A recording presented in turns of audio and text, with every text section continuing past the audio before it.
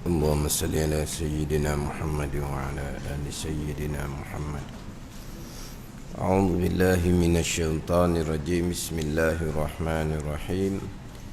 الحمد لله رب العالمين، والصلاة والسلام على سيد المرسلين وعلى آله وصحبه أجمعين. رب اشرح لي صدري ويسر لي أمري واحلل عقدة من لساني يفقه قولي. سبحانك لا علم لنا إلا ما علمتنا إنك أنت العليم الحكيم. ولا حول ولا قوة إلا بالله العلي العظيم. Kitab Minhajul Abidin, muka surat 6. Muka surat 6, baris yang ke-18 daripada atas. Baris yang ke-18 daripada atas. Qala al-muallifu rahimahullahu ta'ala wa nafa'ana bi'ulumihi amin. Dan mengkhabarkan daku, yakni oleh Rasul, oleh Nabi sallallahu alaihi wasallam, bahawasanya bagiku yang maha besar sebutannya,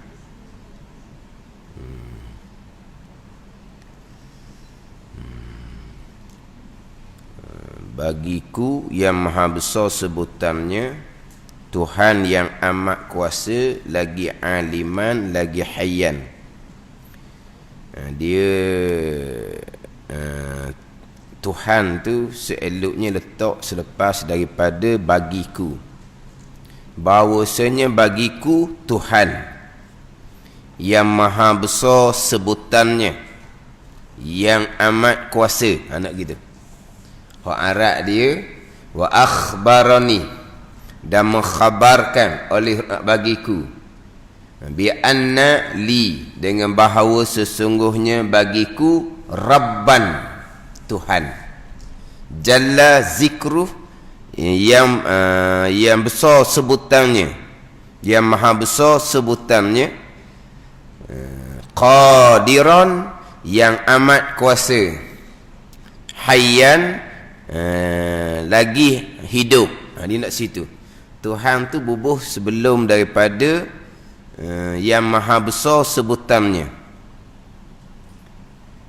Bagiku Tuhan, bi anna li, dengan bahawa sesungguhnya bagi aku Rabban, Tuhan, jalla zikru, yang maha besar sebutannya, sebutan Tuhan.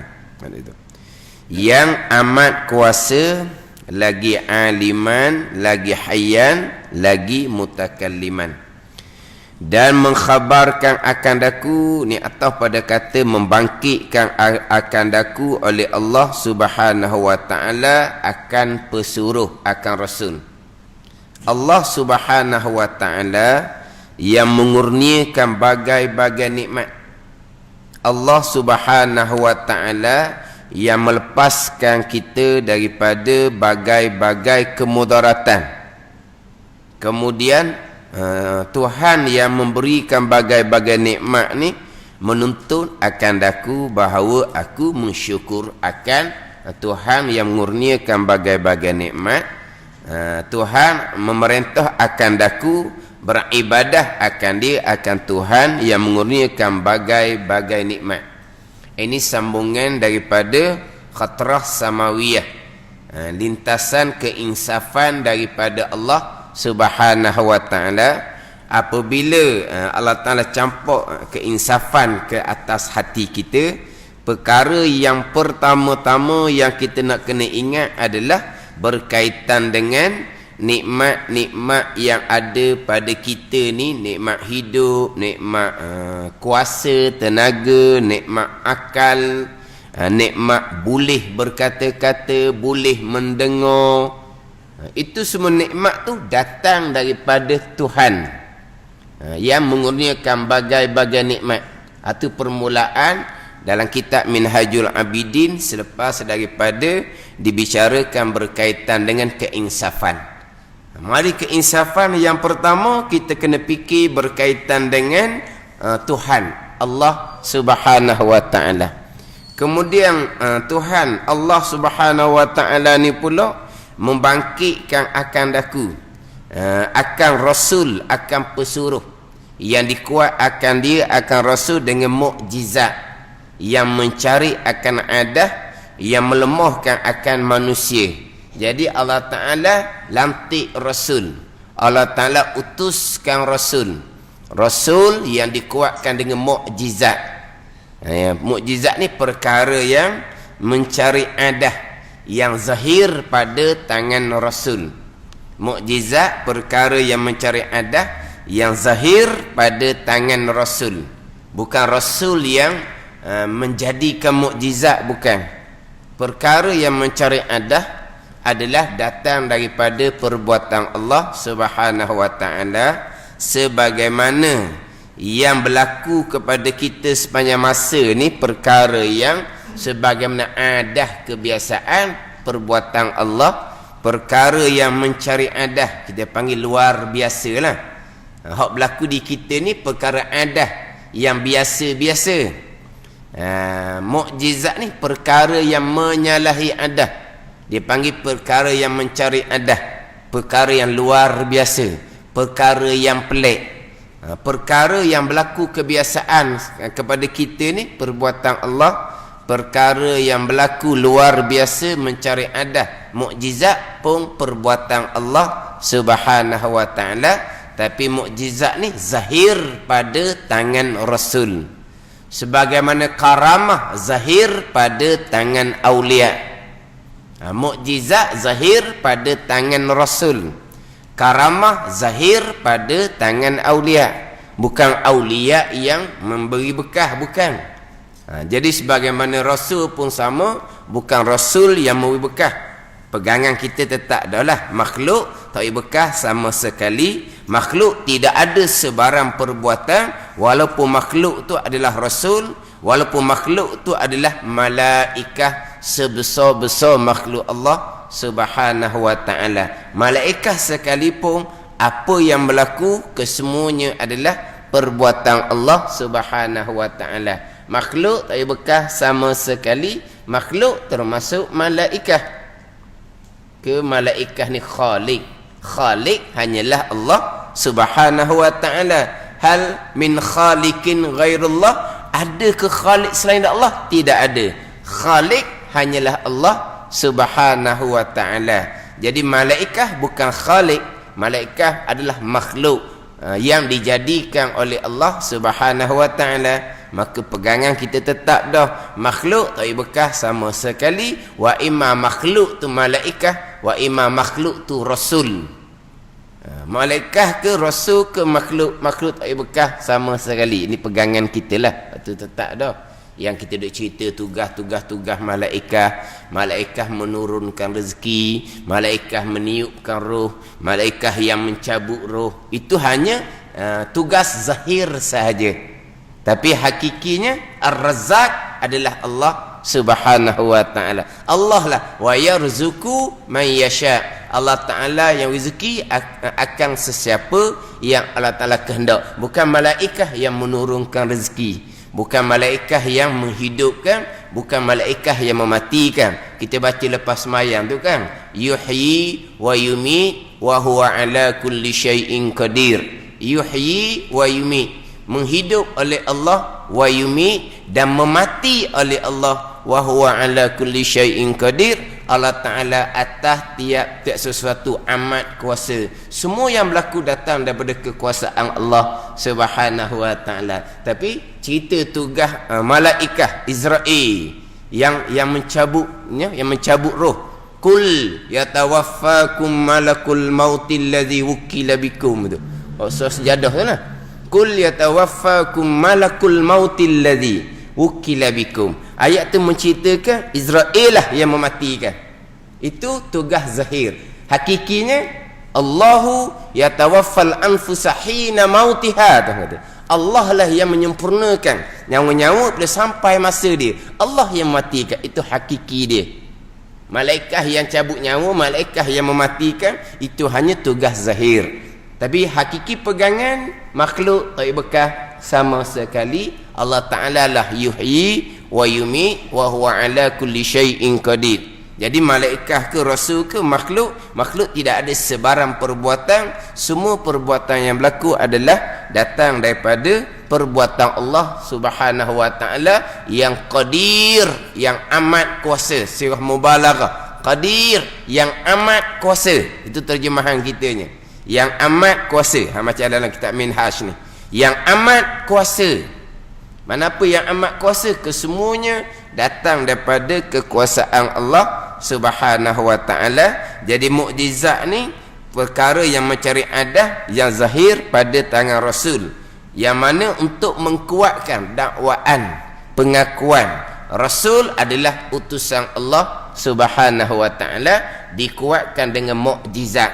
Tapi walaupun dikuatkan dengan mukjizat, berlaku di hadapan mata orang kafir Mekah sekalipun, mereka yang Allah Ta'ala beri taufik akan beriman, mereka yang Allah Ta'ala tidak beri taufik kekal dalam keadaan kafir, walaupun mukjizat tadi berlaku di hadapan mata mereka sekalipun. Sebaliknya kita orang kemudian, mukjizat Rasul hanya sampai khabaran sahaja, sampai khabaran sahaja, sampai cerita. Berkaitan dengan mukjizat Nabi SAW, kita beriman, kita percaya sepenuhnya. Itu semua datang daripada taufik hidayah Allah Subhanahu wa ta'ala. Bila Allah Ta'ala beri taufik, terbuka luar hati kita untuk menerima agama. Bila Allah Ta'ala tidak beri taufik, Allah Ta'ala menyesatkan, maka hatinya akan sempit, tidak terbuka. Walaupun mukjizat tu berlaku di hadapan mata mereka sekalipun,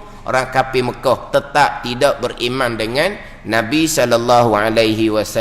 Walaupun mukjizat atau hikmahnya adalah untuk mengkuatkan pengakuan Rasul sebagai utusan Allah Subhanahu wa ta'ala. Jadi Rasul yang dibangkitkan oleh Allah, yang dikuatkan dengan mukjizat dan mengkhabarkan akan daku oleh Rasul ni. Hak ni hak mari di hati kita ni. Selepas daripada Allah Ta'ala campur keinsafan, mari di hati kitanya dan mengkhabarkan akan daku bahawasanya bagiku Tuhan. Ada bagiku Tuhan yang maha besar sebutannya, Jalla Zikruh, yang maha besar sebutan Tuhan. Tuhan yang amat besar sebutannya, yang amat kuasa. Nak gitu. Rabban, bi anna li rabban jalla zikruh, bagi aku Tuhan, Rabb, Rabbil alamin, Rabb. Kita memang biasa terjemah kalau Rabb ni Tuhan lah, tapi kita ni ilah pun Tuhan juga. La ilaha illallah, tiada Tuhan melainkan Allah. Rabbil alamin, Tuhan bagi sekalian alam. Cuma kadang-kadang kita terjemah panjang sikit. La ilaha illallah, tiada sembahan yang sebenar melainkan Allah. Ada kat terjemah seumpama tu. La ilaha illallah, tiada Tuhan melainkan Allah. Kita terjemah panjang sikit, tiada sembahan yang sebenar melainkan Allah. Sebab ilah ni al-ma'budu bihaqqin, yang disembah dengan sebenar, itu ilah. Yang bersifat dengan istighna dan iftikar. Kita mengaji dalam kaedah sifat 20 untuk mengenal Allah sebagai ilah, sebagai sembahan yang sebenar, yang bersifat dengan sifat kesempurnaan, yang bersifat dengan istighna dan iftikar, itu ilah. Kemudian satu lagi Rabb, Tuhan. Dia ada tauhid rububiyah, dia ada tauhid uluhiyah. Rabb, kita terjemah dengan Tuhan. Dia Rabb ni dia banyak makna. Rabb ni kalau kita nak terjemah betul benar kok, tuan. Tu Rabb. Rabbil alamin, tuan bagi sekalian alam. Alam ni pula jangan kita nampak alam semesta sahaja, alam langit, alam bumi sahaja. Dia alam ni kullu mawjudin siwallah, tiap-tiap benda yang ada selain daripada Allah. Alam lah, sama ada alam semesta, sama ada manusia, sama ada jin, sama ada malaikat, sama ada dunia, sama ada akhirah, syurga dan neraka. Itu alam lah. Bukan hanya alam ni kita faham alam semesta, alam langit, alam cakrawala, bintang, bulan, itu pun alam lah. Tapi alam ni tiap-tiap benda yang ada selain Allah. Termasuk kayu batu tu alam, pokok kayu tu alam. Tiap-tiap benda yang ada selain daripada Allah dipanggil alam. Kita jangan singkatkan alam hanya kepada alam cakrawala sahaja, bukan. Itu alam. Kemudian Allah ni Rabb, Tuan bagi sekalian alam. Allah Rabb, Allah Tuan. Tuan mana apa? Tuan yang menjadikan, yang mencipta, yang memiliki, yang mengatur, yang menyusung. Itu Rabb.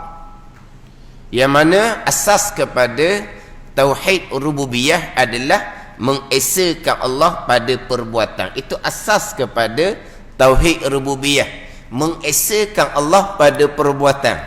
Bila mengesakan Allah pada perbuatan, bila mengesakan Allah pada perbuatan dengan bahawa tidak ada bagi makhluk sebarang perbuatan, termasuk makhluk tu malaikat tidak ada perbuatan, termasuk makhluk tu rasul tidak ada perbuatan. Itu adalah keesaan pada perbuatan.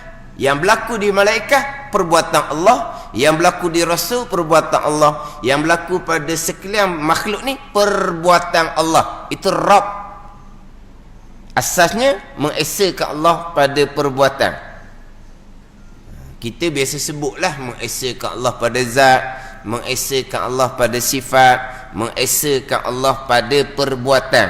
Apa makna mengesakan Allah pada perbuatan? Maknanya buat langit Allah yang buat, bumi Allah yang buat. Itu sahaja mengesakan Allah pada perbuatan. Mengesakan Allah pada perbuatan, semua yang berlaku perbuatan Allah. Termasuk berkelip mata kita pun perbuatan Allah. Termasuk bergerak nadi kita perbuatan Allah. Termasuk terdetik di hati kita pun perbuatan Allah. Itu makna mengesakan Allah pada perbuatan. Tapi kadang-kadang ada orang dia bercakap comel lah, mengesakan Allah pada zat, mengesakan Allah pada sifat, mengesakan Allah pada perbuatan. Tapi apa makna mengesakan Allah pada perbuatan? Allah buat langit tidak berkongsi, Allah buat bumi tidak berkongsi, Allah buat dunia dan akhir tidak berkongsi. Allah jua yang melakukan. Itu keesaan pada perbuatan. Bukan hanya itu, selepas Allah buat segala-gala ni, apa yang berlaku di dalam alam semuanya perbuatan Allah. Itu panggil keesaan pada perbuatan. Sebut keesaan pada perbuatan, tiba-tiba keesaan pada perbuatan tidak mensyirikkan Allah pada perbuatan, hanya pada perbuat perkara-perkara yang besar sahaja. Buat langit, buat bumi sahaja. Perbuatan Allah tanpa berkongsi dengan selain daripada Allah. Lepas daripada Allah menjadikan segala-gala ni, tak ada dah perbuatan Allah, perbuatan makhluk. Itu mensyirikkan Allah pada perbuatan. Itu kena faham molek tu. Kita baca dalam Fatihah kita, Alhamdulillahi Rabbil Alamin. Segala puji bagi Allah. Siapa Allah? Allah Rabb, Tuan bagi sekalian alam. Sekalian perkara yang ada, Allah Tuan. Dengan mana apa? Hak dia belaka, perbuatan dia belaka. Ini nak kena molek Allah sebagai Rabb ni. Persoalan barzah yang kita dengar semuanya, persoalan yang pertama, Marabbuk, siapa Tuan kamu? Nak jawab Allahu Rabbi, Rabbi Allah. Bermula Tuan aku ialah Allah. Orang yang mengenal Allah sebagai Rabb, Tuan yang hakiki, Tuan yang sebenar-benar, hak dia belaka, baru boleh jawab Allahu Rabbi. Bukan kata Marabbuk. Mudah nak jawab soalan tu. Ni bukan jawab dengan kepasihan lidah. Ni jawab dengan iman kita. Bukan jawab dengan dengar dah soalan tu ni. Orang baca talqin tu kan, Allahu Rabbi, bermula Tuan aku ialah Allah. Bukan jawab dengan kepasihan lidah, tu jawab dengan iman. Nak jawab dengan iman ni, orang yang mentauhidkan Allah pada perbuatan, semua perbuatan Allah. Yang kita duk bicara saya tu asbab, tak ada salah. Siapa buat, saya buat. Siapa begang-begang, sayalah begang-begang, tak ada salah tu. Itu hanya cakap asbab. Tapi pegangan kita, semua yang berlaku adalah datang daripada perbuatan Allah Subhanahu wa ta'ala. Allah Rabb, Allah Tuhan, hak dia berlaku. Semua yang berlaku datang daripada perbuatan Allah Subhanahu wa ta'ala. Ni akidah suratul Fatihah. Satu-satu surah yang wajib dibaca dalam sembahyang. 114 surah, sembahyang 17 rakaat, 5 waktu sembahyang fardu 17 rakaat. Hak wajib dibaca adalah suratul Fatihah. Sebab itulah Nabi SAW menyatakan bahawa tidak ada satu surah pun yang menyamai suratul Fatihah pada kelebihan. Tidak ada. Sama ada surah Yasin ke, sama ada surah Kuliah ke, sama ada surah Qul Huwallah ke. Ini hak biasa kita dengar kelebihan surah. Yasin jantung Al-Quran. Kuliah Qul Huwallah kita biasa dengar kelebihan dia. Tetapi tidak ada satu surah pun yang menyamai kelebihan suratul Fatihah, yang wajib dibaca pada tiap-tiap rakaat sembahyang daripada 114 surah. Situ pun kita boleh faham dah kedudukan suratul Fatihah yang mengandungi 7 ayat, yang mengandungi 7 dasar utama, yang dalam Al-Quran, satu Al-Quran tidak lari daripada 7 dasar utama yang terkandung di dalam suratul Fatihah. Jadi seolah-olahnya satu Al-Quran terkandung di dalam suratul Fatihah. Sebab itulah disyariatkan kita baca suratul Fatihah, sebab seolah-olahnya satu Al-Quran terkandung di dalam suratul Fatihah yang mengandungi 7 dasar utama agama, yang dalam Al-Quranul Karim tak lagi 27 ni. 7 dasar utama yang terkandung di dalam suratul Fatihah. Dimulai dengan Bismillahirrahmanirrahim. Kenapa dimulai dengan Bismillah? Kerana kesemuanya daripada Allah. Sebab tu dimulai dengan nama Allah Subhanahu wa ta'ala. Bukan kalau kita tengok dalam kitab-kitab tauhid contohnya, kenapakah Bismillah dimulai dengan huruf ba? Didatangkan dia punya makna isyari, dia panggil makna yang difahamkan. Makna isyari ni makna yang difahamkan. Kenapa Allah memulai dengan Bismillah dengan haraf ba?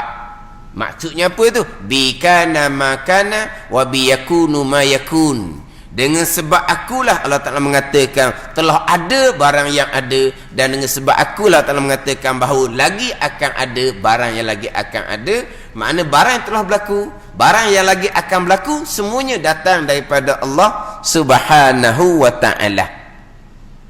Disusuli dengan Alhamdulillah. Alhamdulillahi Rabbil Alamin. Kita pun terjemah sekalian pujian.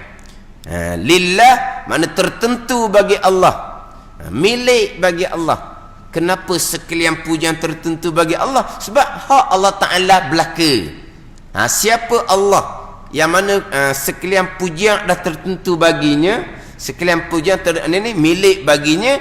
Allah ni Rabbil Alamin. Ini akidah kita. Semua yang berlaku datang daripada Allah, angkat pujian kepada Allah Subhanahu wa ta'ala. Alhamdulillah ni, sehingga kan ulama menyatakan, walaupun ini bukan pandangan jumhur, pandangan kebanyakan ulama adalah afdalu zikri la ilaha illallah. Selebih-lebih zikir la ilaha illallah lah, kalimatut tauhid dipanggil. Tapi ada pandangan mengatakan Alhamdulillah lebih besar daripada La ilaha illallah. Sebab Alhamdulillah mengandungi pujian dan mengandungi tauhid. La ilaha illallah mengandungi tauhid saja. Alhamdulillah mengandungi pujian dan mengandungi tauhid. Tauhidnya di mana Alhamdulillahnya? Sekalian pujian tertentu bagi Allah dengan bahawa kesemuanya datang daripada Allah Subhanahu wa ta'ala. Itu dipanggil tauhid. Besarnya alhamdulillah. Yang mana orang masuk syurga akhir sekali menyebut alhamdulillah. Wa akhiru da'wahum anil hamdulillahi rabbil alamin. Akhir seruan ahli syurga ni alhamdulillah. Makna apa? Dalam syurga masih lagi ada kesyukuran. Alhamdulillah. Wah. Wa akhiru da'wahum, akhir seruan ahli syurga, anil hamdulillahi rabbil alamin. Alhamdulillah. Angkatkan pujian tertentu bagi Allah. Allah Rabb. Jadi semua yang berlaku ni datang daripada Allah. Kita angkat pujian. Sama ada yang berlaku ni perkara baik, sama ada yang berlaku ni perkara jahat, kita angkat pujian kepada Allah Subhanahu wa taala. Sebagaimana kita baca dalam doa kunut tadi, falakal hamdu ala ma qadait. Kita baca dalam doa kunut tadi kan, falakal hamdu ala ma qadait. Bagi engkau jualah ya Allah pujian. Falakal hamdu, bagi engkau jualah kepujian. Tidak ada kepujian bagi yang lain daripada engkau. Falakal hamdu ni ala ma qadait, atas barang yang engkau qadakan. Kita angkat pujian jua kepada Allah atas barang yang Allah qadakan. Tapi Allah qadakan baik dan Allah qadakan ni jahat. Iman dan ta'ah qada Allah, kufur dan maksiat qada Allah. Jadi kalau falakal hamdu ala ma qadait, bagi engkau jua ya Allah kepujian atas barang yang engkau qadakan. Kalau iman dan ta'ah nampaklah kepujian. Kalau kufur dan maksiat, falakal hamdunya di sudut mana? Kini kita baca alhamdulillahi rabbil alamin. Sekalian pujian tertentu bagi Allah. Allah ni tuan bagi sekalian alam. Allah yang mengatur segala-galanya. Yang baik datang daripada aturan Allah, qadar Allah. Yang jahat datang daripada aturan Allah, qada dan qadar Allah. Kita angkat pujiannya macam mana kalau perkara tu perkara jahat? Falakal hamdu ala ma qadait, bagi engkau jua ya Allah kepujian atas barang yang engkau qadakan. Kalau barang yang engkau qadakan perkara baik, jelas nyata falakal hamdu, bagi engkau jua kepujian. Kalau perkara jahat, kufur dan maksiat, falakal hamdu di sudut mana? Jadi perkara jahat ni timbul jahat pandang dari sudut ikhtiar dan usaha seseorang. Pandang datang daripada Allah, semuanya jamilah, comel belaka, tak ada buruk-buruknya. Allah yang mengatur segala-gala. Jadi timbul buruk adalah dari sudut pilihan dan perbuatan seseorang. Dari sudut perkara datang daripada Allah, nak buruk-buruk kat mana, nak jahat-jahat kat mana. Allah yang mengatur segala perkara ni. Allah langgar hukum siapa nak timbul buruk. Fa innaka taqdi wa la yuqda alaik. Engkau yang menghukum ya Allah, tidak ada orang yang menghukum atas engkau ya Allah. Jadi yang timbul buruk ni datang daripada pilihan dan perbuatan kita. Kerana kita melanggar hukum Allah, maka timbullah jahat. Dari sudut qada Allah, nak jahatnya kat mana? Sebab Allah langgar hukum siapa? Hak dia.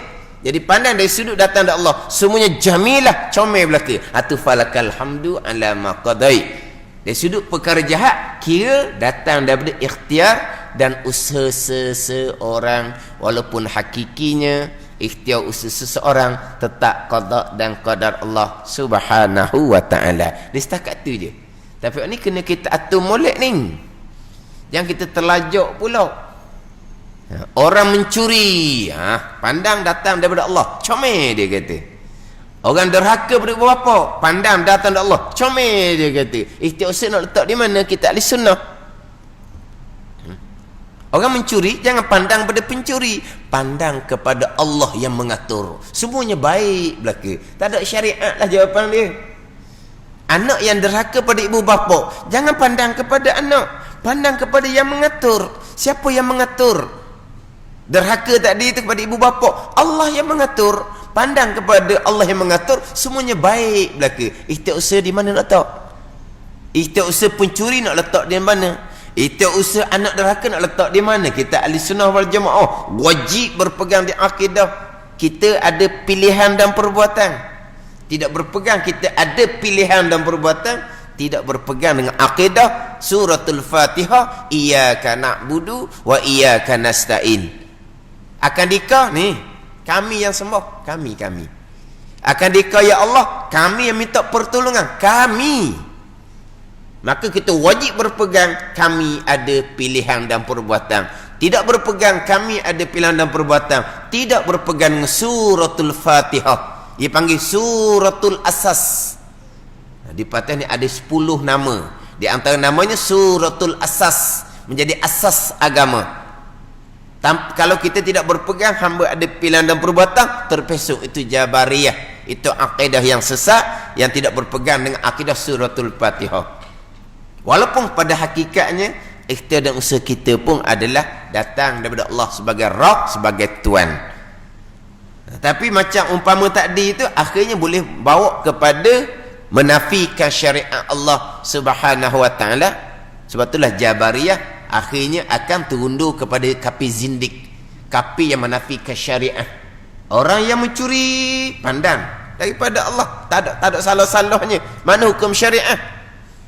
Orang dah kepada ibu bapa pandang datang dari Allah, mana hukum syariat? Menafikan hukum syariat Allah, jadi kapi zindik dipanggil. Kapi murtad juga, tapi dipanggil kapi zindik, kapi yang menafikan hukum syariat Allah. Orang yang tinggal semayang pandang kepada Allah, jangan pandang pada orang tinggal semayang, itu semua datang daripada Allah. Orang yang tidak puasa Ramadan, jangan pandang kepada orang yang tidak berpuasa, pandang kepada Allah yang mengatur. Maka di mana syariatnya puasa dan sembahyang dan puasa? Ini jadi kapi zindik ni. Tapi hakikinya memang kesemuanya datang daripada Allah Subhanahu wa taala. Tilik datang daripada Allah. Hak inilah falakal hamdu ala ma qadai. Timbul perkara tu jahat, tilik kepada pilihan dan perbuatan seseorang, yang walaupun pada hakikinya pilihan dan perbuatan seseorang tetap datang daripada Allah sebagai Rabb, sebagai Tuan. Allah yang atur segala-gala perkara. Allah Tuan, Tuhan, Rabb. Itu hak permulaan. Mengenal Allah sebagai ilah dan mengenal Allah sebagai Rabb. Satunya ilah, uluhiyah. Satunya Rabb, rububiyah. Kita orang beriman ni kena lengkap kedua-duanya.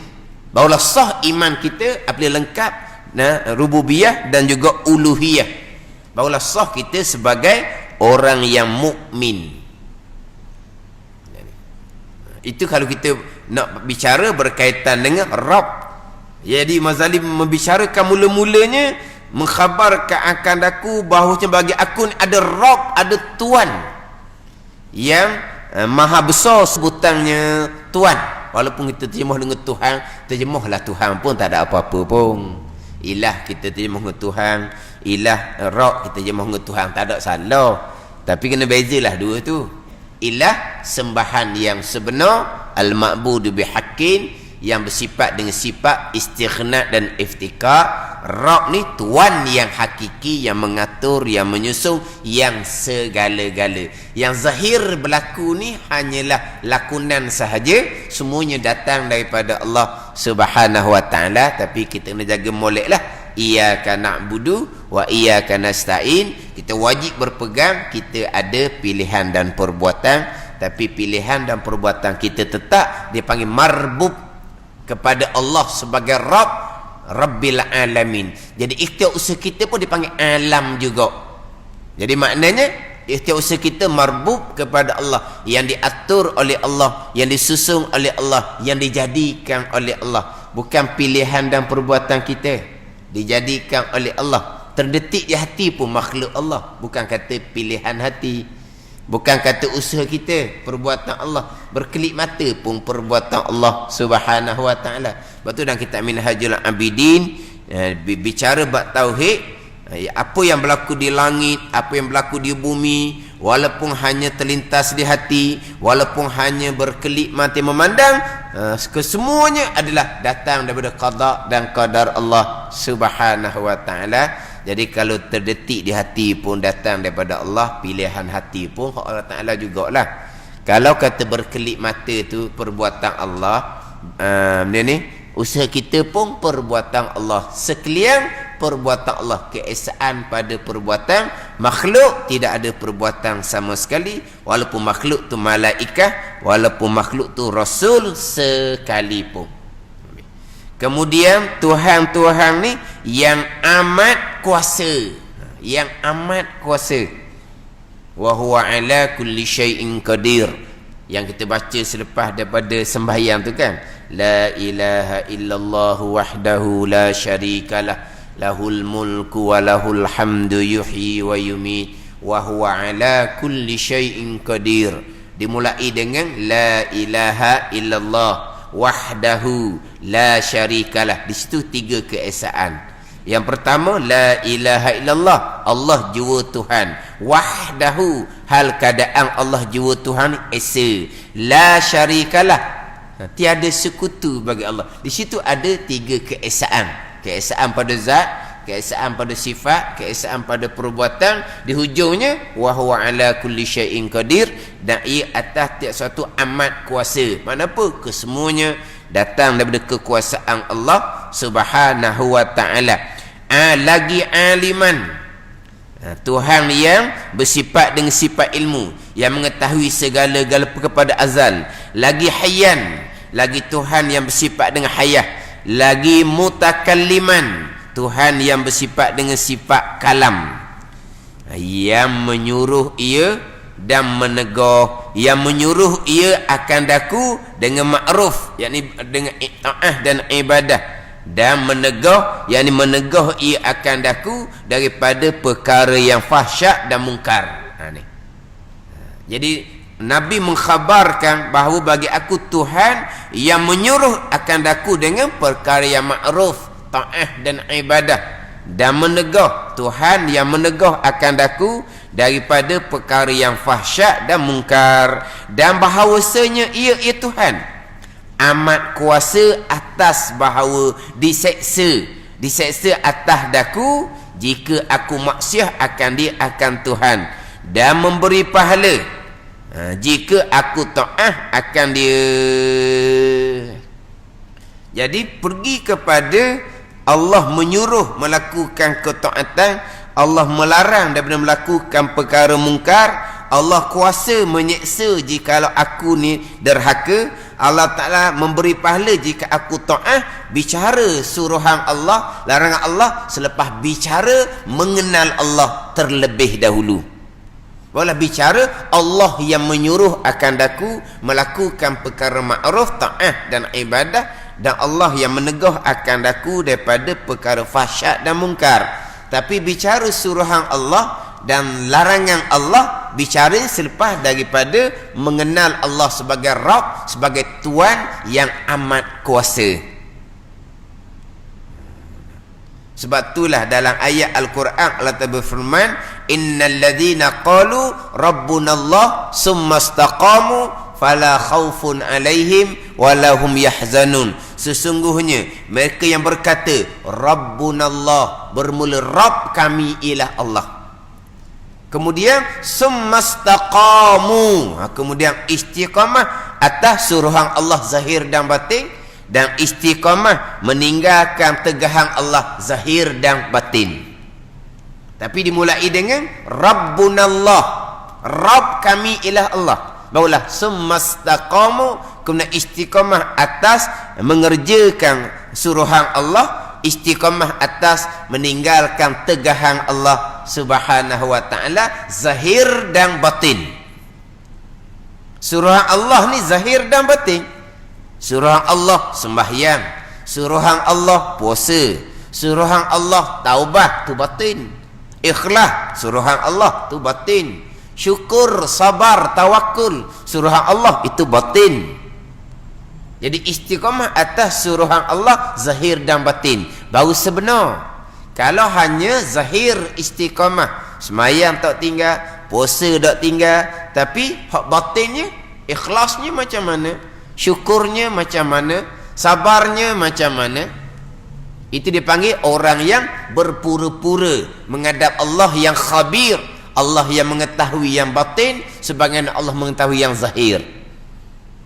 kemudian meninggalkan larangan Allah, tinggal riba, tinggal rasuah, tinggal perkara-perkara dilarang oleh Allah zahir. Hak batin, riya, ujub, takabur, hasad, itu kabair, dosa-dosa besar belaka yang mewajibkan neraka jika tidak diampuni oleh Allah Subhanahu wa taala. Zahir kita semayang, tapi hati riya, ujub, takabur.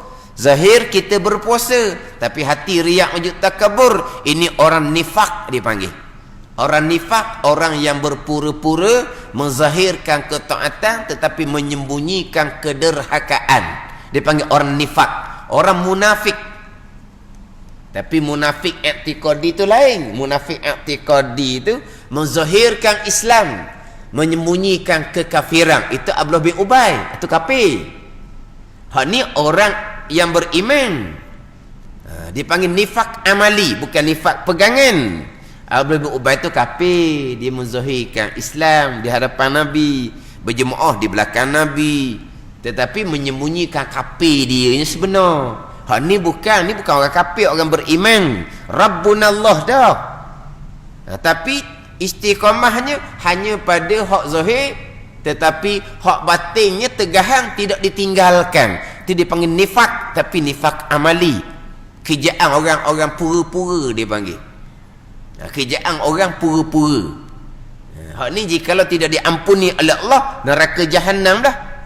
Sembahyang, puasa, tapi hak tegahan batin, nak istiqamah atas suruhan zahir dan batin, istiqamah atas meninggalkan tegahan zahir dan batin, barulah fala khaufun alaihim wala hum yahzanun. Barulah tak ada ketakutan ketika nak mati dan ketika berjumpa dengan Allah, dan tidak ada duka cita. Siapa ni? Rabbunallah summastaqamu. Di ayat yang lain Allah Ta'ala berfirman, innal ladzina qalu rabbunallah summastaqamu tatanazzalu alaihimul malaikatu alla takhafu wa la tahzanu wa abshiru bil jannati allati kuntum tu'adun. Turun malaikat yang akan memberitahu bahawa jangan kamu takut, jangan kamu duka cita. Sebab apa? Sebab Rabbunallah summastaqamu, dan bergembiralah kamu dengan syurga yang dijanjikan bagi kamu. Siapa ni? Hak Rabbunallah summastaqamu, Tuhan kami Allah, dan istiqamah atas suruhan zahir dan batin, istiqamah atas menegahkan, istiqamah atas meninggalkan tegahan zahir dan batin. Jadi hak Imam Ghazali sebut ni pun samalah. Rasul mengkhabarkan yang pertama bab Tuhan, yang kedua adalah bab suruhan Allah yang menyuruh akan daku mengerjakan dengan perkara yang ma'ruf dan menegah, mana Allah yang menegahkan akan daku daripada fahsyat dan mungkar, dan bahawasanya ia Allah amat kuasa atas bau diseksa. Memang diseksa akan daku ni jika aku maksiat akan dia, dan memberi pahala jika aku taat akan dia. Diseksa ni ai bi'adlih, dengan keadilan Allah Subhanahu wa taala, memberi pahala bimahdi fadlih, semata-mata kurniaan Allah Subhanahu wa taala. Lagi amat mengetahui Tuhan dengan segala rahsiaku, segala perkara yang ada di dalam hatiku. Allah mengetahui, Allah khabir, Allah mengetahui yang batin sebagaimana Allah mengetahui yang zahir. Dan bergerak-gerak di dalam fikirku, dan senyata telah menjanjikan dengan kebajikan dan kejahatan, dan menyuruh ia Tuhan dengan memegang akan simpulan syarak, simpulan syarak, undang-undang dan had-had dalam hukum agama Allah Subhanahu wa ta'ala. Wallahu a'lam. Bismillahirrahmanirrahim. Alhamdulillahirabbil alamin. Wassalatu wassalamu ala sayyidil mursalin wa ala alihi wa sahbihi ajma'in. Allahumma iftah alaina futuhal arifin. Allahumma allimna ilma aqdamin wa fahimna famasabikin warzuqna ruqat talibin. Allahumma zidna ilma wa alhiqna bis salihin wa sallallahu ala sayyidina Muhammad wa ala alihi wa sahbihi wa sallam walhamdulillahi rabbil alamin.